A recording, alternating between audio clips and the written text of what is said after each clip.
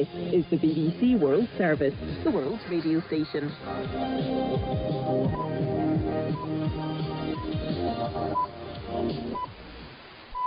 This is the BBC World Service. I am Toyo Siogoshenye. And for this edition of World Questions, we are in Lagos. Nigeria has fabulous resources. Oil, lots of it. And young people, there are lots of them too. In fact, this is the country with the youngest population in the world. This country is currently experiencing its longest period of civilian rule since independence. But there's a lot to tackle. Boko Haram leads daily kidnapping and killings in the north. In the southeast, there's a huge breakaway movement. And through much of the country, the herdsmen farmers crisis has led to the loss of thousands of lives. And then there is corruption. Big issues, but wonderful people. Do join us for World Questions right after the BBC World Service News. BBC News with Sue Montgomery. The security forces in Thailand are hunting for a soldier who went on a shooting spree with an assault rifle, killing at least 20 people and injuring many others. Special forces have stormed a shopping centre in the city of Nakhon Ratchasima. Our correspondent, Jonathan Head, is in Bangkok. Police and army units have now moved in. There's a lot more gunfire. We've seen people pouring out. There were hundreds of people trapped inside. And the police are saying now that they have taken control of all floors of this shopping mall except for the basement. And so our assumption is they believe he's down there. And the next stage of the operation presumably will be to go down there and get him. And we don't know at this stage whether he's holding any hostages, or what his situation is. We do know up to now that he's been pretty well armed, and so this still could be quite a difficult operation, but it looks as though the authorities are trying to draw it to as quick a close as they can right now. The World Health Organization says the number of new coronavirus cases in the worst affected region of China appears to have stabilized slightly in the past 4 days, but it said it was far too early to say whether the virus had plateaued. Imogen Folks is in Geneva. Viruses can slow down and then accelerate again. Much remains unclear. How easily is the virus transmitted between humans? How severe is its impact on health? Does it become milder as it spreads through the population? The WHO is urging all countries to share data as fast as possible. Relatives of a group of young footballers who died in a fire in Brazil a year ago have complained of not being allowed into their training grounds to mark the anniversary of the tragedy. They played for Brazil's most popular football club, Flamengo. Our America's editor, Leonardo Rocha, reports. 10 teenagers aged between 14 and 16 died when the dormitory caught fire in the middle of the night in the city of Rio de Janeiro. The boys were sleeping in adapted containers without direct adult supervision while the club finished work on their youth team accommodation. Flamengo was exonerated of any criminal responsibility, but Brazilian prosecutors recommended that the club pay a fixed amount to each family every month. 1 year later, no agreement has been reached, and many of the families are struggling. One parent said all he wanted today was to light a candle for his son in the place where he died. Turkey has sent hundreds of military vehicles across its border to strengthen its presence in the northwest Syrian province of Idlib. Earlier this week, the Turks clashed there with Russian-backed Syrian government forces. Turkey has a series of observation posts in Idlib, which were established as part of a failed ceasefire agreement. World News from the BBC. Police in France have again clashed with yellow vest protesters who've turned out for the 65th weekend in a row. Officers fired tear gas in the western city of Bordeaux, where a video shot by a protester showed children caught up in a forceful arrest. Police in Paris said they'd made 32 arrests by late afternoon and cautioned 140 people. Kenyans have been lining up to view the body of the country's longest-serving president, Daniel Arap Moi, as it lies in state in the capital, Nairobi. Mr. Moi, who led the country from 1978 to 2002, died on Tuesday at the age of 95. A conservation group says 4 mountain gorillas, including a pregnant female, have died in Uganda after being hit by lightning. A spokesman called it a big loss for the species. Warren Ball reports. Conservation groups which monitor mountain gorillas say 3 adult females and a male infant were found in Ungahinga National Park with injuries indicating electrocution. The 4 that died belong to a 17-member group which had crossed into the national park from Rwanda in August. The Greater Virunga Transboundary Collaboration described their loss as extremely sad, adding that the potential of the 3 females to contribute to the population was immense. Mountain gorillas are the most endangered subspecies of gorilla. They number just over 1,000, all of them living in a protected zone of the Virunga Mountains, straddling the Democratic Republic of Congo, Rwanda and Uganda. The Swedish athlete Mondo Duplantis has broken the pole vault world record, successfully clearing 6 meters and 17 centimeters. Duplantis, who's 20 years old, was competing at a World Athletics Indoor Tour meeting in the Polish city of Torun. His new mark is 1 centimeter higher than the previous record. BBC News.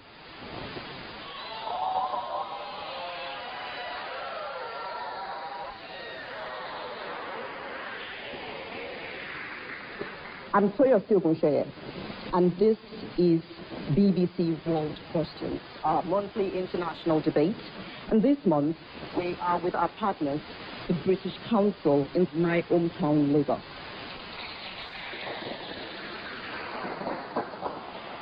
As always, this debate is driven by the audience. So put the questions to the panelists next to me on the stage.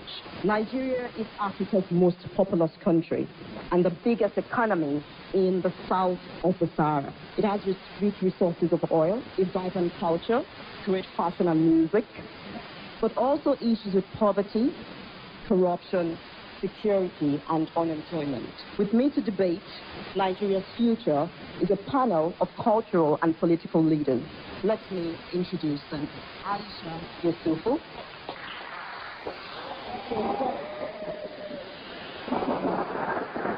Aisha Yusufu is a human rights activist and a leader of the Bring Back Our Girls movement, which emerged in 2014 following the abduction of 276 schoolgirls by the terrorist group Boko Haram. Joe Igokwe was spokesperson for the current government party, the ATU, here in Lagos for many years. He's now special advisor on drainage and water resources to the state government. Professor Abigail Ogweze Indisika is the Dean of the Department of Mass Communication at the University of Lagos.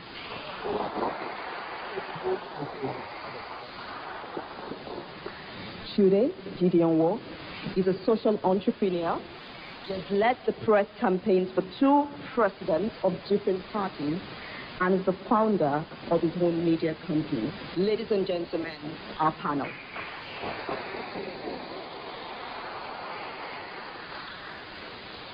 We'll now go to our questions. And the very first question is going to come from Linda Williams. Lagos State government has banned tricycle and motorcycle without a substitute. What substitute can be given to aid the flow of transportation in Lagos State? What substitute can be given to aid the flow of transportation in Lagos State following the ban on tricycles and motorcycles without a substitute? To give a little context, this ban affects the city's main business centers, including where we are right now. The Lagos State government said it has distributed 65 forces along major cities to aid the after effect of this ban, but many say that this ban is seriously affecting their lives. The government said that one of the reasons why it implemented this ban was because motorcycles and tricycles were a major source of accidents. And on this panel is an advisor to the Lagos State government, Joe Igokwe. What do you have to say to Linda Williams' question? Let me first correct the impression that it's ban. It's not ban, it's restriction. Don't go to 9 LCDs, don't go to 6 LCDs. You know, we want to make Lagos a livable city. People are dying. Every second, something is happening somewhere in Lagos, an accident. Maybe somebody died or something else. We, as a government, should start to report. There's so many bodies on the road. There's so many cars on the road that also cause an accident. Cars, motorcycles, are different things. The motorcycles have 2 legs. But vehicles have 4. So there's still stability. But it's just small thing they just do that. And nothing, you just break your legs. And once you notice 2 years back that before Okada came back, that it's possible for you to go to Lekki, you run around. The moment Okada was restricted to some areas, crime reduced about 75%. So just for the sake of our audiences, are you saying that one of the reasons the Lagos State government places ban is because of the armed robbery in the city? Armed robbery, people are dying, then it is not a modern transport for a city. Thank you very much. I'll come back to you. Aisha, what are your thoughts? Do you support this ban or restriction in port? Absolutely not. I don't support it. First and foremost, when I hear...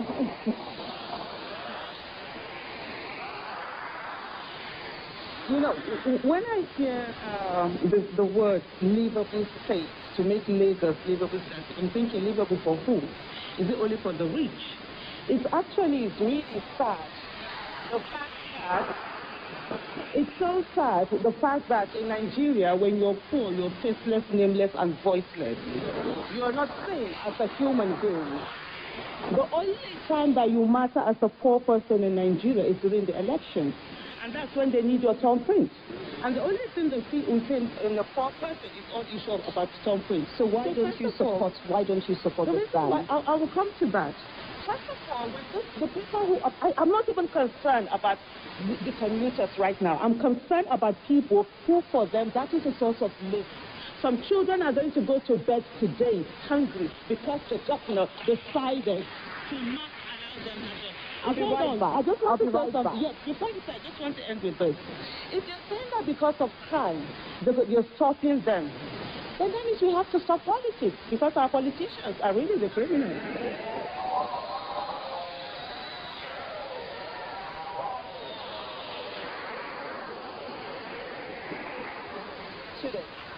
Do you take this motorcycle, and has this ban affected your life in any way?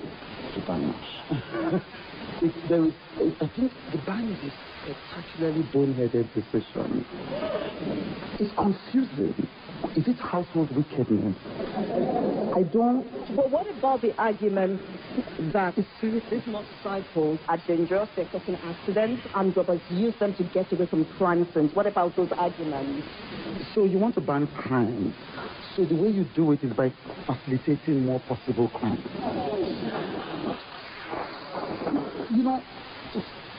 Professor Habiga, what do you think about this restriction of and the arguments made by Joe?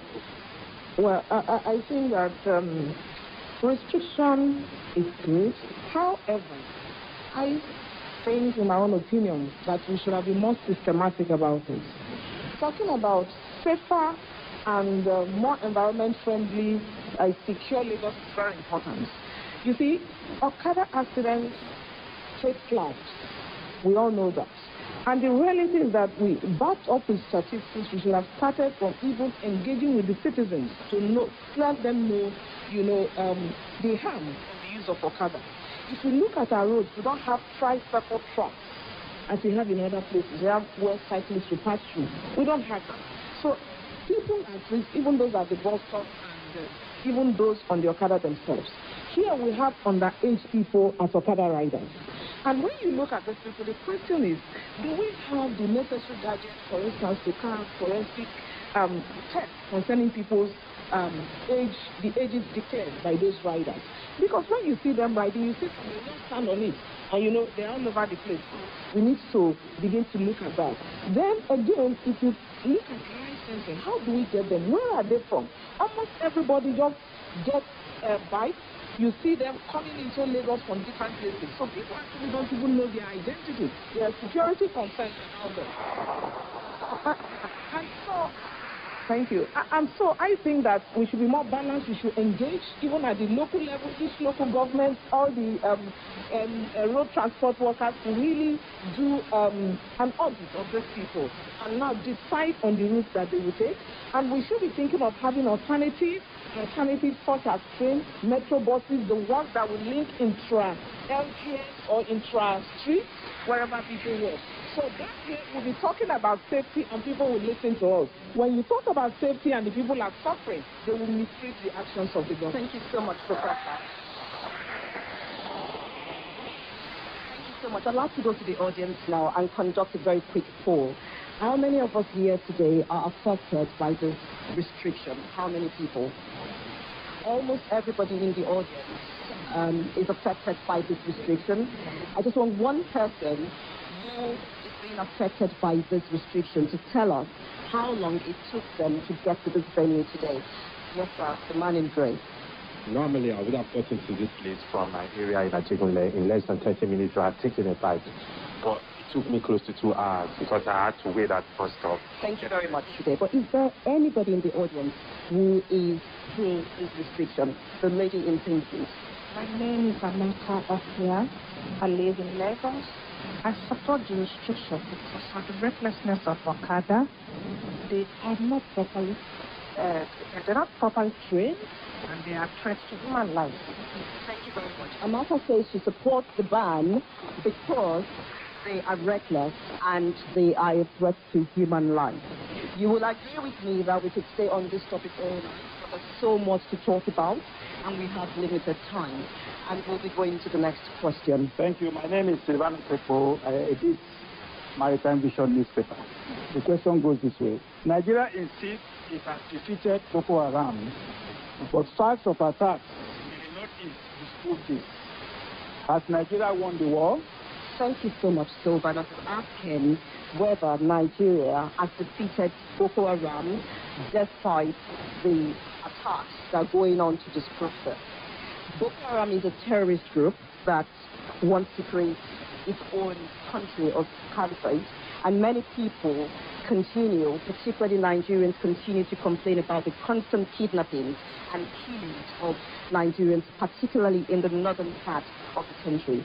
The kidnap of over 200 schoolgirls a few years ago, 8 workers, and many security operations is no longer news in this country. As Nigeria defeated Boko Haram today? No. I mean, the clear answer is no. But there has been considerable progress in the fight against Boko Haram, in the reclaiming of recovered territory, short-term, immediate-term successes. The problem is that Boko Haram, like many Nigerian problems, is a multi-pronged one. So if you have the same poverty, the same lack of credibility among local communities, if you have disenchanted and ill-equipped security officials, if you have all of these things, no matter how much success, Boko Haram is, the fight against Boko Haram is one of the areas in which you have seen determined action on the part of the federal government. There's a sense of determination to solve it, to claim victory. But because the problems are bigger than just giving people guns to fight, each time you make small progress, these bigger issues overwhelm the small progress. So you need more long-term lateral thinking, and that is unavailable. And because the government is desperate to announce wins on some level, they find themselves declaring victory prematurely, and thereby lose credibility in the long term. So, thank you very much, Chude. Chude raises a very important topic about trust in government. You've been in government for quite some time, and you have some insight into the federal government war against Boko Haram. With your understanding, can you say with all confidence that Nigeria has won the war against Boko Haram? No, if I say that we have won the war, 100% I would assume myself. So you're saying we have not won the war 100%? And the truth is not in me. But I would say that we have made humongous progress. Because before they were coming to Abuja to attack the very nation headquarters. They bombed so many places, the police headquarters, even army headquarters. But now they cannot do it. You know, it's not a face-to-face war. It's a guerrilla warfare. They come to you when other people are sleeping and do it and run away. So it's not, you can't really engage them. So that is why it's a difficult fight. But as I speak to you now, I know that they are not holding any of our territories now. If my facts are right, they are not holding it. They just come in, raid, and go away. Thank you very much. Professor Abigail, I know from some of your works that you've looked into media and security in this country. What is the way forward when it comes to Boko Haram? Well, I think that the heavy-handed military approach alone will not do it. And the way I see the insurgency or the insecurity, I think we need to tell ourselves the truth as a country, that we need help from other countries to defeat the insurgency, to reduce insecurity in the country. And I also feel, thank you, I also feel that a situation, like you said, we are too quick to announce our wins. We also talk about the civil society groups, the communities. Federal government cannot just do it alone with the military. With the military approach, only I doubt very much if we're going to get close to our destination in terms of reducing insecurity in the country. Thank you. Aisha. Well, first and foremost, propaganda will never win a war. And that's the truth about it. I would like to say that the federal government has been focused on making itself look good rather than on the life of the people. And for me, I find it quite disheartening when we say that, oh, these bombings are not happening in Abuja. They're not happening in the major cities. I think the lives of people who are in the rural areas are not important. We need to understand the fact that every Nigerian life matters. And we continuously say that no Nigerian is more Nigerian than any Nigerian, no matter where you live. That's one. In the issue of whether Boko Haram as CDC have territories, even the Borno State government, I think last month or thereabouts, he came out to state that clearly. The 3 local governments are in the control of Boko Haram. What has happened is that there is a media blackout, whereby the media is not allowed to report the issues that are happening. Insecurity is going on in the northeast, attacks are going on, bombings are going on, kidnappings are going on, banditry is going on, and everything. Along Maiduguri-Damaturu Road, for days, people couldn't travel on those days. The Boko Haram will come out and operate for hours. Our military are nowhere to be found. People are dying. It's all busy trying to watch itself. We have to call it straight. I'm sorry. The reason why we are alive today, we are here, is because they haven't come for us. And one thing I repeatedly say, and I think every one of us must understand, that yesterday's victims were once survivors. Today's victims were yesterday's survivors. And tomorrow's victims would be today's survivors. And I tell you, today's survivors are you and I that are alive today. And I also would like to repeat that those who have been killed before will not be killed again. The next to be killed are those of us that are alive. And it is important that we begin to say things as it is and call our government to do the needful. The service chiefs that we have, they haven't been working. Let's be sincere with ourselves. Why are they still there? For you to be able to fight insurgency, you need intelligence gathering. Our intelligence gathering agencies, the DSS, the DMI, do you know what they're doing? They're busy arresting people who are criticizing the president rather than collecting information.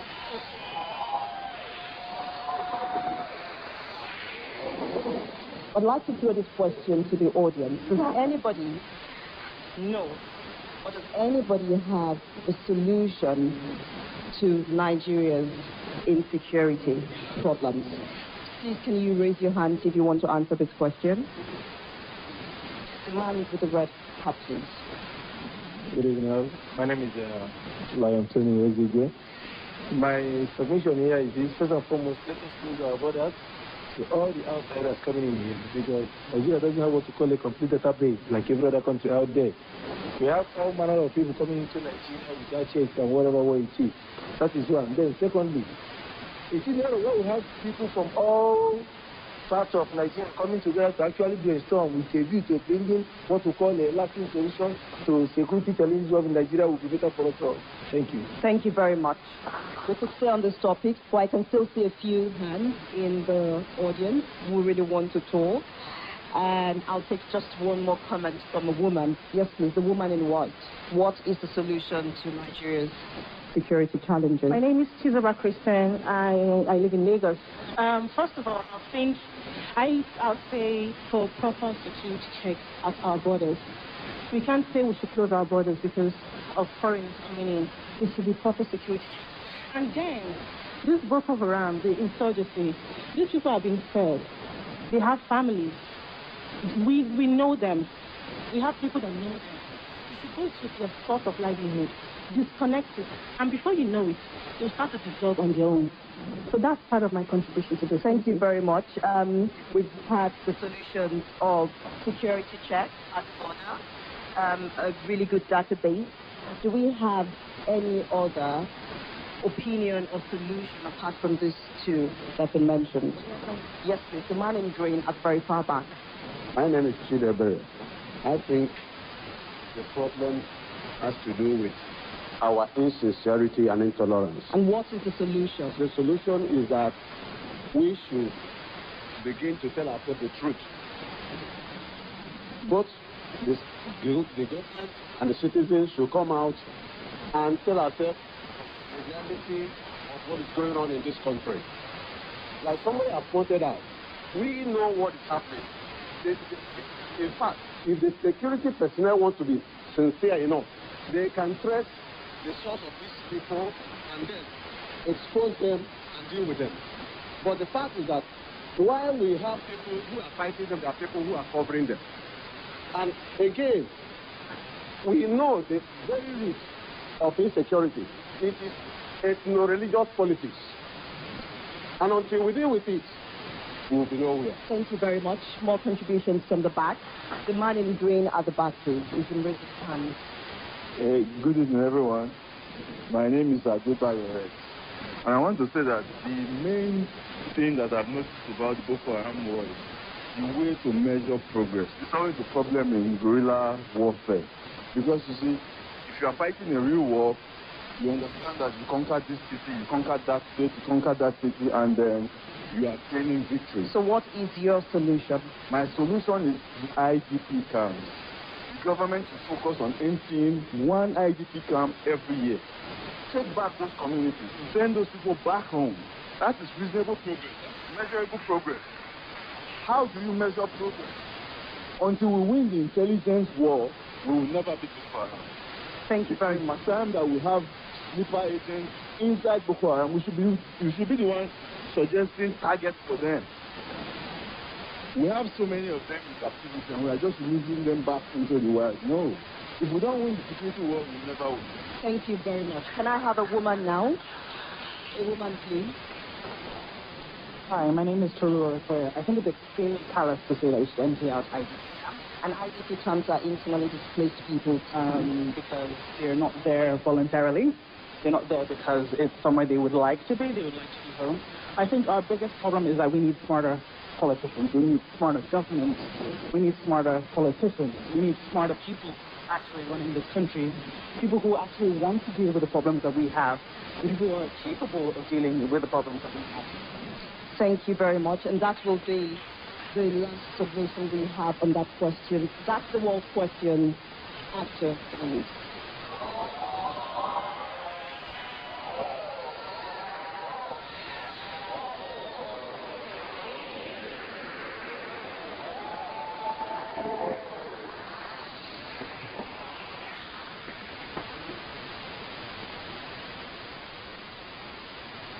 This is the BBC World Service with the story of interracial relationships in South Africa that lots of times it immediately springs to mind. Blazing. A term to describe relationships between black and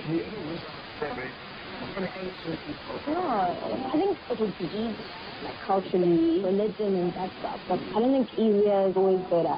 China and Israel's relationship comes with its own set of challenges, especially in South Africa, a country with a history of division. But there's also resistance from their own communities, even their families. I feel that people, they should justify you dating someone white. It's almost like you're dating. But as soon as it's someone who's not a dating, feels like, why they're rejecting your own people. My gran found out that I'm dating a black guy. She phoned my sister and she's like, what are people going to say? It's not about color. A small culture, one such paint and religion. Blasian love. Tuesday at 30, Thursday and 21 GMT. This is the BBC World Service. I am Toyosi Ogunshere, and you're listening to World Questions. We are in Nigeria, where our panel has been debating questions put to them by our audience here in Lagos. Next, we'll be talking about jobs, poverty, fake news, and jollof rice. That's the World Question after the news. BBC News. The security forces in Thailand are hunting for a soldier who went on a shooting spree with an assault rifle, killing at least 20 people and injuring many others. Special forces have stormed a shopping centre in the city of Nakhon Ratchasima, where the gunman is holed up. Within the past half hour, witnesses have reported hearing further bursts of automatic gunfire, but the situation inside the mall is not much clear. The World Health Organization says the number of new coronavirus cases in the worst-affected region of China appears to have stabilized slightly in the past 4 days. The WHO expert warns that it was far too early to say whether it had plateaued. The second flight carrying critically ill people has been allowed to reach Yemeni capital Sana'a in an easing of a blockade imposed by the South-West Coalition. 24 patients were flown to Jordan. Relatives of a group of young footballers who died in a fire in Brazil a year ago have complained of not being allowed into their training grounds to mark the anniversary of the tragedy. 10 teenagers died when the dormitory caught fire. They claimed for Brazil's most popular football team, Flamengo.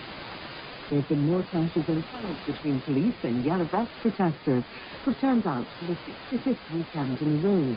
Officers fired tear gas in Bordeaux, where video footage showed children caught up in a fateful arrest. Kenyans have been lining up to view the body of the country's longest-serving president, Daniel Arap Moi, as it lies in state in Nairobi. Moi died on Tuesday, aged 95. The Swedish athlete Fernando Duplantis has broken the pole-vault world record, successfully clearing 6 meters and 17 centimeters. Duplantis, who is 20 years old, was competing in Poland. BBC News. Hello, I am Toyosi Ogunshere. This is the BBC World Service, and you're listening to World Questions in Lagos, the cultural capital of Nigeria. Welcome back to our panel. Social entrepreneur, Chidi Gideon Wall, human rights activist Azi65, Joe Igokwe, former Lagos spokesman for the government APC, and Professor Abigail Ogunju in the group. We go into the next round of questions, and the first one is coming from Francis Olilo. Good evening. When will a woman become president of Nigeria? Francis Olilo is asking, when will a woman become the president of Nigeria? And I'll be taking that question to the women on the panel. That's Aisha. When will this happen? When will this happen? This will happen when Nigerians decide to have sense. It's a thing like that. Honestly, because if you look at a nation, it's like looking at a whole. When it comes to leadership, leadership is gender neutral. On a serious note, it's about competence, character, and capacity. And the day we begin to look at those things instead of whether the person's gender, the person's religion, the person's age, and all of that, then we'll get it. Let's forget the gender. Let's forget the sentiment. Let's look at people based on what they need to be thinking. Who are those who have the capacity? What Nigeria needs to do is not whether you're female or male. It's people who have the capacity to rule this nation. We need innovative leadership. Enough of making a savings and using Professor Abigail, do you think that this country, we have women run for presidency, do you think this will ever happen? The possibilities are there. if we are serious as a nation. As you rightly pointed out, leadership is gender neutral. I'm a leader, and the men are working with me. So if we're given the opportunity, but nobody will really give it to us, we have to work to it. If you look at the political parties, that women with, what do they do then? They don't have to mobilize force for the men. And so it should come to a time where that affirmative action, 30%, should be reserved for women. It must be a dedicated thing. We must have benefits of inclusivity. And the women are ready to work. Do you believe that leadership is gender neutral? I mean, I guess, yes. Yes. Leadership is, I mean, yes, you know. So I want to move on from that. There are two things. First, the problems of women face in Nigeria are much, much deeper than whether we're going to have a woman president or not. We have no woman governor. But more frighteningly, the little progress we made under Obasanjo and Goodluck Jonathan in getting more women in appointed office groups has been rolled back under Muhammadu Buhari, and it's deeply frightening. The number of women commissioners, the number of women ministers, the number of women in the Senate and the House of Representatives has been rolled. That should frighten us. In addition to that, what should worry us more is the kind of women that are being propped up by men to run offices across the country. They find the most docile. You had a situation where a woman was kneeling down for a House of Representatives leader or a Senate president last year to beg him to allow more women to run for office. Those are the kinds of women that our male politicians are comfortable supporting and propping. If those are the kinds of women that become president, we will have a deeper problem than just women participation in politics. So what we need to do is to change the internal party incentive structure so that better quality leaders, both male and female, show up. The problem hasn't often been that there are no women. It's that the women that we have are men. How do we mean the skilled? No. They don't have opportunities that spread for other people. So at the end of the day, they are committed to the corrupt political structures that they are supposed to change for men. And because they are the minority, they even have the incentive to entrench themselves in office. Thank you very much, Shido. Joe is representing the political class on this panel. What do you have to say about, do you think Nigeria will ever have a female president? The goal absolutely, but the other panelists have spoken about the internal party structure that makes it very difficult for women to get there. What do you have to say? We need to have the women to come up. That's what we do. You are because some is very hard. Why? Just encourage them to come up. No, I know what I'm talking about. It's not, there are things like what are the things men can do that women cannot do? Can you give us? You know, sometimes you do political meetings where you do political meetings to get good. Why? Some men will not want their wives. So you won't like your wife to go to a political meeting till the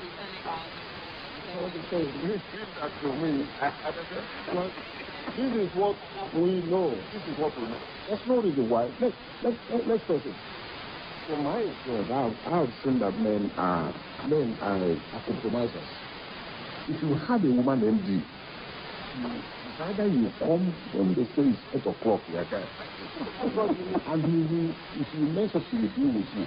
I see that the women on this panel do not agree with you, and even the man on the panel does not agree with you. We'll be going to the next question from Latif Onaliko Isa. My question goes this way. Can Nigeria create opportunities to instill youth Thank you very much, Matthew. He's asking if Nigeria can create job opportunities for its human youth. The unemployment rate at the moment is at 23%, and statistics are saying that this may rise to over 33% before the end of the year. And among young people at the moment, between the age of 15 to 35, the unemployment rate is 55.4% in Nigeria. Aisha, what is needed is the enabling environment. For example, when the president won in 2008, some of the series of keys I sent out to me was, look, the youth do not want you giving them jobs. They want you to give them enabling environment for them to be able to create jobs for themselves. And it's something that can be done if you put the effort to it. But most of the things we have is the fact that we just think that if we throw money at things, put so billions of dollars, and then the issue should be solved. No, we need to create this environment. And right now, that's basically what we're lacking in the country. Thank you very much, Aisha. Can Nigeria, or will Nigeria ever reverse this trend of unemployment? Well, it's always been there. I remember when I came out of civil service in 1986.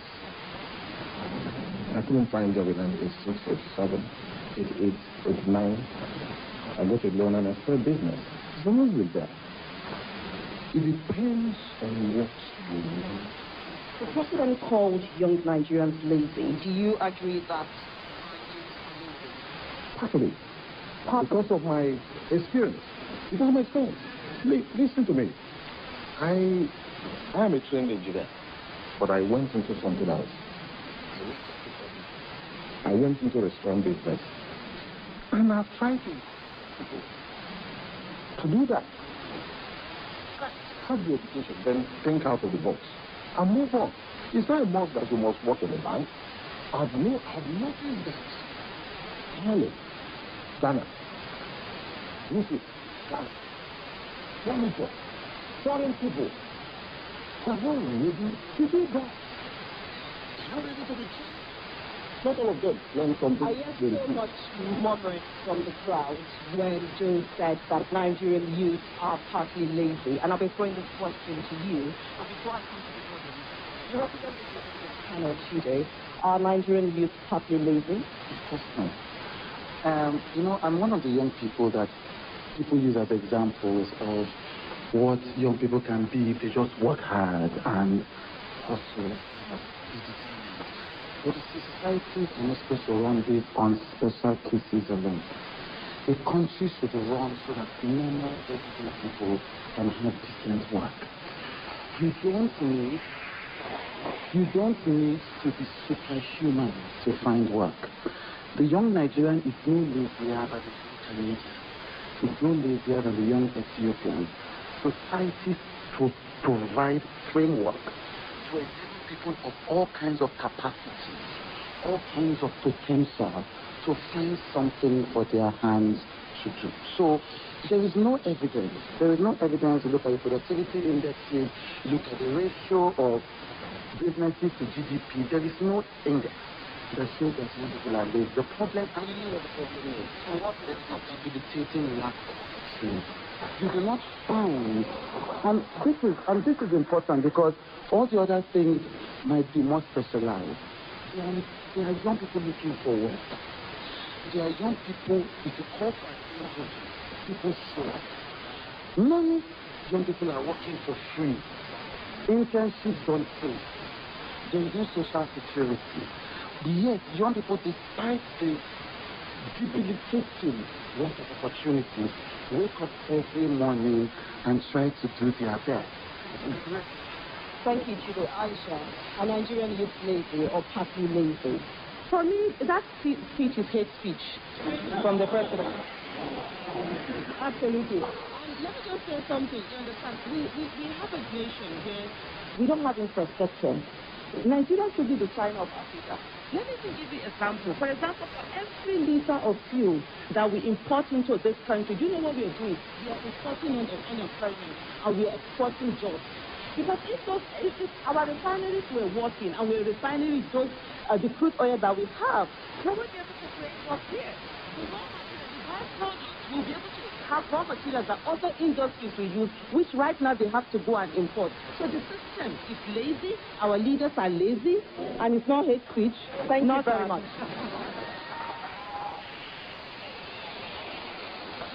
Professor Abigail, as a professor, you have trained hundreds, if not thousands, of young people, and you've seen them leave universities without jobs. Why do you think Nigeria has this growing problem, and what is the solution? The environment is not enough. Even some of the schools don't have good laboratories. So when the children train, some of them, recently a young man reading electrical engineering in the university, I won't mention the university, came to me with the parents. Said, but if I go out now to say I'm an electrical engineer, I don't know what to do. So I've arranged for him to go to a firm where he can get hands-on. If you don't talk about payment, that's a young man who came to the realization that he's understood for the certificates, he's about to earn. So our youth are struggling. If you are super intelligent, let us get your brain for innovation. If you are clever at your hand, let us create what will make you use your hand to earn well. That's the way you can live and live in peace. And everyone will be satisfied. Thank you. I'd like to go to the audience now. The young man has been wanting to say something about Nigeria being taught lately. What's your name, please, and what's your thoughts about that? My name is Olajide Ojedo. And saying Nigeria youth are lazy is like a betrayal of our trust to the president. Because many of the people that stood up and supported him here in the South were youth, where they brought the change slogan. Him now coming and say, you guys are lazy youth, it's like rubbing salt on our injuries. And I want to address Mr. Joe Bokwe. He said we should do something like tiling and I'm someone in the field. If I don't have the passion for tiling or any other heavy lifting, you are practically telling me to work. I just feel my country should create an enabling environment for me to be able to use my gift to the best of my ability. Thank you. From the audience about Nigerian youth being lazy. My name is Renee. Nigerian government is not providing grants to their own people. So I think they should do like grants instead of more of loans so that they can cover those that have things to do. Because fund availability is, like you mentioned, you went for loans. Personal, family, or so nobody wants to give you something to use to start. I think startups should be encouraged with grants. Less of loan and with Thank you very much. I see you've been raising your hand, the lady in white and black, looking for solutions. Every citizen should not think of what their country, I'm paraphrasing, what their country can do for them, but what they can do for their country. Many times I think that we as Nigerians complain, and I believe that if you sit down and think solutions, you will get the answer. Thank you very much. The lady in white and black again on the third row has been raising her hand. Please, can she speak? Thank you very much. Good evening, everyone. My name is Kinichi Obele. I'm a legal practitioner. Even if young people come together and think of ideas that are brilliant, wonderful, if you don't have light and basic infrastructure, we're never going to get there. Admittedly, the government cannot do everything. But what the government can do is create policies that allow private individuals to step in. If your policies are not enabling, then private individuals cannot do anything about it. And lastly, education. What we do in our universities and schools is copy and paste. We need to create more executing your purpose. Thank you very much. We'll be moving on to the next question from Abiodun. What can be done to curb the menace of fake news in my country, Nigeria? What can be done to curb the menace of fake news in Nigeria? We have two media professionals on this panel, and I'll be asking Abigail to talk about very briefly, how can Nigeria curb fake news? One way to curb the spread of fake news is media literacy. People must begin to understand what credible sources are. They need to know how to verify news before spreading. That is one way. Then for the professionals, we should also learn how to fact check. So I say from two perspectives, audience perspective and the professional perspective. That way we can cut fake news. Thank you, Chude. You've been in the media for well over a decade. What's the solution to fake news? So I think the first thing is that fake news is not a new problem. We've had all through history media platforms that have been dedicated to spreading falsehoods. That's how genocides have begun. That's how inter-ethnic warfare has started. The difference now is that the levers of distributing news have been democratized. Now, most of the people that talk mostly about fake news are those who were used to being the gatekeepers, especially those who were gatekeepers of corporate and government interests. Right now, if you deliver your news from wherever you are as an authority figure, you are able to get fast response from citizens. I see the democratization of the media space as a net positive for transparency and knowledge. It is not, as far as I'm concerned, any worse than it has been at any point in history. If I'm given a choice of the present democratized information or what media professionals will call disintermediated information system, and the command and control system we used to have in the past, where citizens couldn't match elite institutions step by step with their own stories, I would choose to do it. All across the major movements that have happened across the world, whether it's Bring Back Our Girls movement, it's the Occupy Nigeria movement, hasn't been made possible by formal media institutions. Sega Link on Twitter, who has been fighting for the rights of young people, is not an accredited media institution.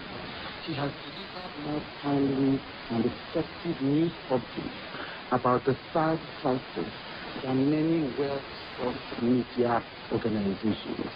If governments and institutions are worried about fake news, you should stop using fake news. When, and this is not just a populist statement, when citizens begin to have more trust in the information that is being delivered by political and corporate interests, they will stop looking for alternative news sources. And this is not just a Nigerian problem. It's an African and global problem. Thank you very much, Chude. I'll be coming to Joe. Chude said that one of the reasons why fake news is rise is because government is one of the biggest purveyors of fake news. And if government stops disseminating fake news, Nigeria will be able to cut this challenge. Do you agree with him, Joe? Today, internet. Facebook. I've been a victim. Somebody will write something, put my picture, put it there. People get it. That is what we see. So what's the solution to that? The internet is there. There's nothing you can do about it. Unless you have technology that will track the man who is spreading the fake news and punish it. No. Thank you very much. Joe says that there's nothing we can do about fighting fake news. Aisha, what are your thoughts about this as a very prominent Twitter figure? So since you're talking about victimhood now, I think about 2 weeks ago, a sitting governor practically insulted me on Twitter, right? And I didn't take it easy with him because I was like, citizens can insult me and get away with it, but a governor that I'm paying his salary as a public servant, DS not insult me and get away with it. So we all have that. The thing is that, very important is that, what is this fake news? What happened is that the government was ready to tell us what they wanted to tell us. For the younger generation, we had a time where the news we got was 7 a.m. and 9 p.m. They would tell us what they want to tell us at that stage. We couldn't say anything. But with the social media, like Chude did say, now you have opportunity to speak. And that's what they're afraid of. So when you talk about this fake news, like I asked earlier, what is fake news? When we said the attacks in the Northeast had not abated, attacks were going on, people were being killed, Boko Haram were killed, we were told that we were giving out fake news. And of course, there are already laws that deal with that. Anybody that comes out and gives fake news in a way that it's we already have laws. We don't need social media bills. The biggest merchant of fake news in Nigeria is the federal government. Thank you very much. We'll be moving to the next question from Mohammed Abdullah. Good evening, everyone. My name is Mohammed Abdullah. I'm into public and media relations. My question is, Nigerian jollof rice is an exquisite cuisine. How do we make it a global brand synonymous to Nigeria? Mohammed is asking about jollof rice. He says that it's an exquisite cuisine. How do we make our jollof rice a global brand synonymous to Nigeria? How do I describe jollof rice? It's the most delicious. It's the most... What other word can I use to describe jollof rice? I'm looking for it. You need to eat jollof rice to know what jollof rice means. It is a West African cuisine. I'm not going to go into the debate about where jollof rice is from, but what I can say is that if you've not eaten jollof rice, you need to come to Nigeria. But such a big export for us as a country. How do we make it a global brand synonymous to us, Jeffrey? Package yourself. So package it. The world is now a global village. Whatever you want to do, you have to do your best. Thank you very much. So Joe thinks that we need to package our jollof rice for it to meet international standards. Do you agree with him? Yeah, we need, well, I think the amount of marketing has to come in.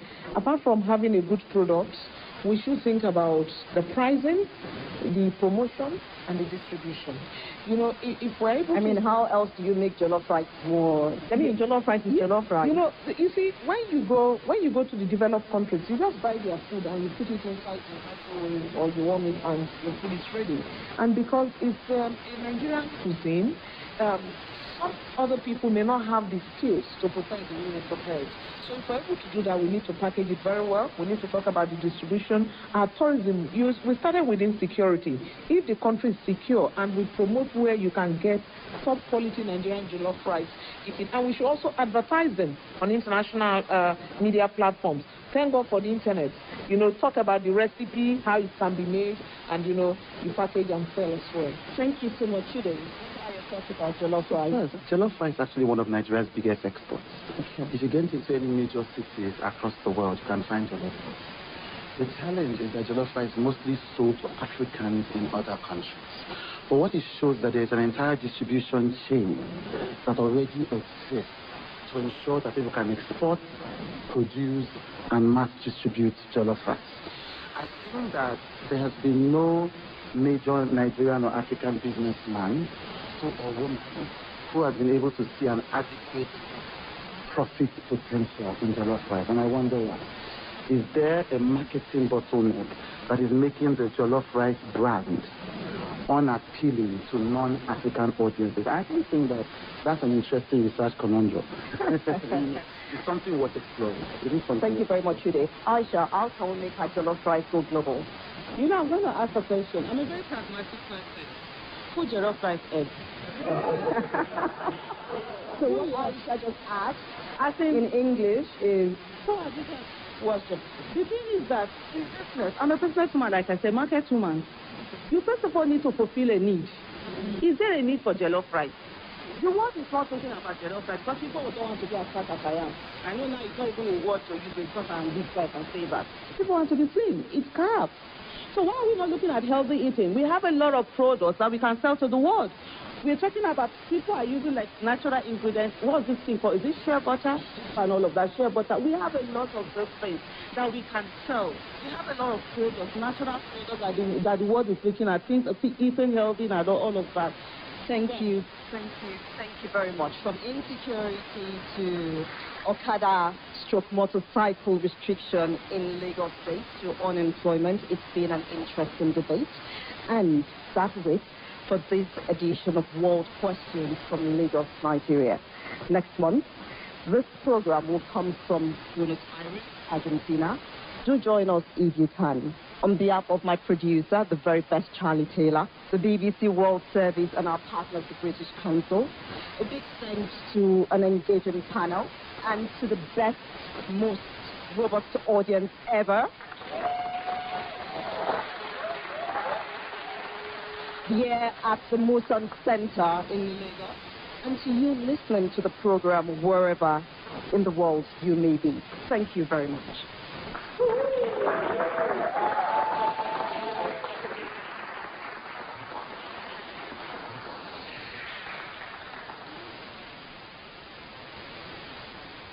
Throughout 2020, the BBC World Book Club is celebrating women's writing. Here's Harriet Gilbert to tell you about the next female author. I'll be joined by the French-Moroccan writer Leila Slimani, whose novel Lullaby caused a sensation around the world. In her tense psychological thriller, a prosperous Parisian couple think they've found the perfect nanny to care for their children. But that isn't further from the truth. World Book Club from the 7th of March.